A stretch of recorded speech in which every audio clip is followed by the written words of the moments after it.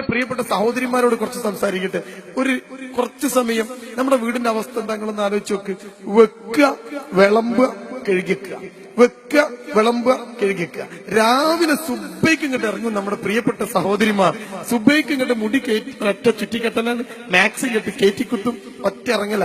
സുബൈക്ക് കണ്ട് വെക്കണ ആ വെള്ളം, എന്നിട്ട് പിന്നെ തുടങ്ങും വെക്കാൻ. അതുകൊണ്ട് വിളമ്പുക, കഴുകിക്കുക. അപ്പോഴേക്ക് ഉച്ചക്കുള്ളത് വെക്കാനായി, വിളമ്പി കഴുകിച്ചു. അപ്പോഴേക്ക് വൈകുന്നേരത്തുള്ള ചായ വെച്ചു, വിളമ്പി കഴുകിച്ചു. അപ്പോഴേക്ക് രാത്രിക്കുള്ള ചോറ് വെച്ചു, വിളമ്പി കഴുകി വെച്ച് അകമൊക്കെ അടിച്ച് തുടച്ച് അടുക്കള തുടച്ച തുണി കൊടഞ്ഞിട്ട് ആ അടുക്കളന്റെ സിങ്കിന്റെ മുകളിൽ ഇങ്ങനെ വിരിച്ചിട്ടിട്ട് ഈ പെണ്ണ് നേരെ റൂമിലേക്ക് പോകുമ്പോ ഭർത്താവ് കമിന്നിറന്ന് ഉറങ്ങിണ്ടാവും. മക്കളൊക്കെ എപ്പോഴും ഉറങ്ങിണ്ടാവും.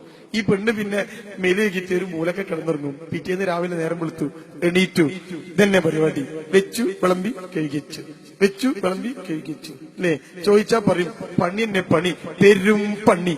അല്ലേ പെണ്ണുങ്ങൾക്ക് പണി? നിങ്ങൾ ആലോചിക്കും. ഞാനൊറ്റ കാര്യം സൂചിപ്പിക്കുന്നുള്ളൂ, നിങ്ങളെ പണി തീരുന്നവരെ നിങ്ങൾക്ക് പണി ഉണ്ടാവും. നിങ്ങളെ പണി തീർന്നാ പിന്നെ ഞമ്മക്കാ പണി, പിന്നെ ഓൾക്ക് പണിയില്ലല്ലോ. പിന്നെ പള്ളിപ്പറമ്പ് കൊണ്ടുണ്ട്. ഇതൊക്കെ തീർന്ന് എല്ലാ പണിയും തീർന്നിട്ട് ഭർത്താവിനെ നോക്കൽ നടക്കൂല, എല്ലാ പണിയും തീർന്നിട്ട് മക്കളെ നോക്കൽ നടക്കൂല. ആരാ അങ്ങനെ പറഞ്ഞെന്ന്? നബി സല്ലല്ലാഹു അലൈഹി വസല്ലം സംസാരിച്ചു കൊണ്ടിരിക്കുമ്പോ ഒരു സഹാബിയുടെ ഭാര്യയെ കുറിച്ച് സൂചിപ്പിച്ചു. എന്നിട്ട് പറഞ്ഞു അത്രേ, ആ സഹാബിയുടെ ഭാര്യ സ്വർഗത്തിലാണ്. നബി സല്ലല്ലാഹു അലൈഹി വസല്ലമിന്റെ വാക്ക. ഒരു സഹാബിയുടെ ഭാര്യ സ്വർഗത്തിലാണ്. ഉടൻ സ്വഹാബി വനിതകൾ എല്ലാരും കൂടി ഒറ്റ ഓട്ട ആ പെണ്ണിന്റെ വീട്ടിലേക്ക്. ആ പെണ്ണിനെ പിടിച്ചു. ഇതെന്താ? മരം വെട്ടുകാരനായ വളരെ ചെറിയ ജോലി ചെയ്യുന്ന ഒരു സ്വഹാബി. ആ സ്വഹാബിയുടെ അടുത്ത് വന്നിട്ട് ആ സ്വഹാബിയുടെ ഭാര്യ സ്വർഗത്തിലാണെന്ന് പറഞ്ഞപ്പോ എല്ലാ സ്വഹാബി വനിതകളും ആ വീട്ടിലേക്ക് ഓടി വന്നുവത്രേ.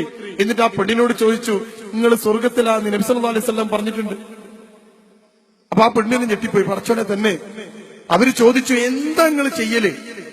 ഹേയ്, എന്താ നിങ്ങൾ ചെയ്യണത് ഈ സ്വർഗത്ത് പോവാൻ? ആ പെണ്ണ് പറഞ്ഞു, നിസ്കരിക്കലുണ്ട്, നോമ്പോൽക്കലുണ്ട്, പ്രാർത്ഥിക്കലുണ്ട്, തഹജ്ജുദ് നിസ്കരിക്കലുണ്ട്, ഇതിനപ്പുറത്തേക്ക് ഞാനൊന്നും ചെയ്യില്ലല്ലോ. അപ്പൊ അവര് ചോദിച്ചു, അല്ലല്ലല്ല, അതൊക്കെ ഞങ്ങളും ചെയ്യണ, വേറെന്തോന്നുണ്ട്, എന്താ നിങ്ങൾ ചെയ്യല്? പെണ്ണ് പറഞ്ഞൊന്നും ചെയ്യില്ല. അപ്പൊ പിന്നെ സ്വഹാബി വനിതകൾ ചോദിച്ചു, അത്ര നിങ്ങളെ ജീവിതം ഒന്ന് പറ. അപ്പൊ ആ പെണ്ണ് പറഞ്ഞു കൊടുക്കാണ്, ഞാൻ നേരം വെളുത്താൽ എന്റെ ഭർത്താവും മക്കളൊക്കെ ഉണ്ടാവും, അവരെ സുബൈക്ക് വിളിച്ചുണർത്തി പള്ളിയിലേക്ക് പറഞ്ഞേക്കും. അത് കഴിഞ്ഞ് ഭർത്താവിനും മക്കൾക്കും ഭക്ഷണം ഉണ്ടാക്കും. അതും കഴിഞ്ഞിട്ട് ഈ ഭക്ഷണമൊക്കെ ഉണ്ടാക്കി അതൊക്കെ വിളമ്പിക്കൊടുത്ത് ഭർത്താവ് ജോലിക്ക് പോവാൻ വേണ്ടിയിട്ട്, മരം വെട്ടാൻ പോവാൻ വേണ്ടി ഇറങ്ങുമ്പോ ഭർത്താവിന്റെ പണിയായുധങ്ങളെല്ലാം എടുത്ത് സുന്ദരമായി കെട്ടി ഭർത്താവിന്റെ കയ്യിലേൽപ്പിച്ച് ഗേറ്റ് വരെ ഭർത്താവിനെ പിന്തുടർന്ന് ആ മൂപ്പരങ്ങ് തിരിഞ്ഞ് ജോലിക്ക് പോകുമ്പോ ബാക്കിൽ നിന്ന് വിളിച്ചു പറയും, നോക്ക്, നിങ്ങൾക്ക് ജോലി ചെയ്തിട്ട് ഒരു പൈസയും കിട്ടിയില്ലെങ്കിൽ പേടിക്കണ്ടോ, ഹലാലായത് മാത്രമേ കൊണ്ടുവരാവൂ. ഹറാമായ ഒരു ചില്ലിക്കാശ് പോലും, ഒരു വറ്റ് പോലും, ഒരരിമണി പോലും, ഒരു കാരക്കച്ചീന്ത് പോലും നിങ്ങൾ കൊണ്ടുവരരുതട്ടോ. ഈ സഹാബി വനിത വിളിച്ചു പറയണാണ്. കാരണം എന്താണെന്നറിയോ?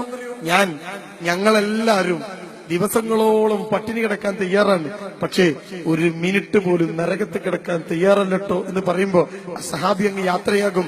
മരം വെട്ടിയിട്ട് ഉച്ചയാകുമ്പോ, ഉച്ച കഴിഞ്ഞ് മരം വെട്ടി വിയർത്തൊലിച്ച് കഷ്ടപ്പെട്ട് ബുദ്ധിമുട്ടി തിരിച്ചു വരുമ്പോഴേക്ക് നിങ്ങൾ കേൾക്കണം പ്രിയപ്പെട്ട സഹോദരിമാര്, ഈ സഹാബി വനിത കുളിച്ച് മാറ്റി സുന്ദരിയായി ഈ ഭർത്താവിന് കൺകുളിർമയുണ്ടാക്കത്തക്ക രൂപത്തിൽ ഈ വീട്ടിൽ നിൽക്കുമത്രേ. അതും കഴിഞ്ഞ് മക്കളൊക്കെ കുളിപ്പിച്ച് നല്ല വസ്ത്രമൊക്കെ ധരിപ്പിച്ചിട്ട് ഭർത്താവ് കേറി വരുമ്പോ തന്നെ കാണാൻ എന്തൊരു രസം. ഖുർറത അയ്യുൻ എന്ന ആ വാക്ക്, കൺകുളിർമ. നോക്ക്, നമ്മുടെ നെല്ലാര് കുടുംബത്തിലുള്ള ആൾക്കാരൊക്കെ ഒന്ന് ആലോചിച്ച്, ഇതാണോ നമ്മുടെ വീട്ടിലെ അവസ്ഥ? ആണോ? നിങ്ങൾ ആലോചിക്കും. എന്നിട്ട് കഴിഞ്ഞില്ല, ഈ സഹാബി കേറി വരുമ്പോ ഈ സഹാബിയുടെ ഡ്രസ്സൊക്കെ അഴിച്ച് കുളിക്കാൻ ചുടുവെള്ളം വേണോ പച്ചവെള്ളം വേണോ എന്നൊക്കെ കൊടുത്ത് അങ്ങനെ കുളിച്ചു വന്നു കഴിഞ്ഞാൽ ഈ സ്വഹാബിക്ക് ഭക്ഷണമൊക്കെ വിളമ്പിക്കൊടുത്ത് എല്ലാരും കൂടി കഴിച്ചത് കേൾക്കുമ്പോൾ തന്നെ എന്തൊരു രസം അല്ലേ? നിങ്ങൾ ആലോചിക്കും. എന്നിട്ട് ഇതൊക്കെ കഴിഞ്ഞിട്ട് ഇവരിങ്ങനെ വീട്ടിൽ ജീവിക്കാണ്. നിങ്ങൾ നോക്കി, വലിയ ജോലി ഉണ്ടായിട്ടല്ല, ശമ്പളം ഉണ്ടായിട്ടല്ല. നബി സല്ലല്ലാഹു അലൈഹി വസല്ലം പറയുന്നു, ഈ സ്വഹാബി വനിത സ്വർഗത്തിലാണ്. നോക്ക്, അപ്പൊ നമുക്ക് എന്ത് സുഖണ്ട് സ്വർഗത്ത് പോവാൻ? എന്ത് സുഖണ്ട്? എന്തിന്റെ കുറവാ നമുക്കുള്ളത്? നിങ്ങൾ ആലോചിക്കും. എന്നാൽ നമ്മുടെ വീട്ടിലെ അവസ്ഥ എന്താ? നെയ്യത്ത് വേണം എങ്കിൽ മാത്രമേ ഒരു ആള് സ്വർഗത്ത് പോവുള്ളൂ. നേരത്തെ പ്രിയപ്പെട്ട സഹോദരൻ ഇസ്മായിൽ വഫ സംസാരിച്ചത് അതാ. നെയ്യത്ത് വേണം. നെയ്യത്തില്ലാതെ എങ്ങനെ ഒരു മനുഷ്യന് ജീവിതത്തിൽ മുന്നോട്ട് പോവാ? ഞാൻ ചെയ്യുന്നതിന്റെ നെയ്യത്ത് എനിക്കുണ്ടാവണ്ടേ? നിങ്ങൾ ആലോചിച്ച് നോക്കൂ. ഇനി ഞാൻ ആ പെണ്ണുങ്ങളെ ഭാഗത്തേക്ക് തന്നെ വരാം. ഒരു പെണ്ണ് രാവിലെ എണീക്കാണ്. നിങ്ങൾ നോക്ക്, രാവിലെ എണീച്ച് കഴിഞ്ഞപ്പോണ്ട് പുതിയാപ്പിള കവുന്നിറന്ന് ഉറങ്ങണ്. ഒരൊറ്റ ചവിട്ടാ എണീച്ച് പോയോളൂ. നിങ്ങൾ ഞാൻ ഒരേ മരത്തിൽ ഉറങ്ങി കണ്ടോ? പുതിയാപ്പിള കും കും എന്ന് പറഞ്ഞ അവിടെ തന്നെ തിരിയും. അപ്പൊ പറഞ്ഞു എണീച്ചാ സുബേസ്കരിക്കണ്ടേ? എന്നിട്ട് ഒരൊറ്റ വലിച്ച് കെട്ടിമുട്ടി കയറ്റി കുത്തി പണ്ടാറടക്കാൻ പറഞ്ഞ് മക്കളെയും വിളിച്ച്, അതും കഴിഞ്ഞ് അടുക്കളാണ്ട് തുറക്കുമ്പോൾ തന്നെ പെണ്ണിന്റെ മനസ്സിലുണ്ടാവും എന്നാണ് ഈ പണ്ടാരം തീരെ. എന്നും തന്നെ ഒരു പണി ഉണ്ടാ. നേരെ കണ്ട അകത്തേക്ക് കയറി പത്തിരി ഉണ്ടാക്കി, അപ്പോഴും പണ്ടാറടക്കാൻ പറഞ്ഞു. തിരുമ്പി, അപ്പോഴും പണ്ടാറടക്കാൻ പറഞ്ഞു. വിളമ്പി കഴുകിക്കാൻ നേരത്ത് ഇങ്ങോട്ട് കുറെ പാത്രം കഴുകാൻ ഉണ്ടോ?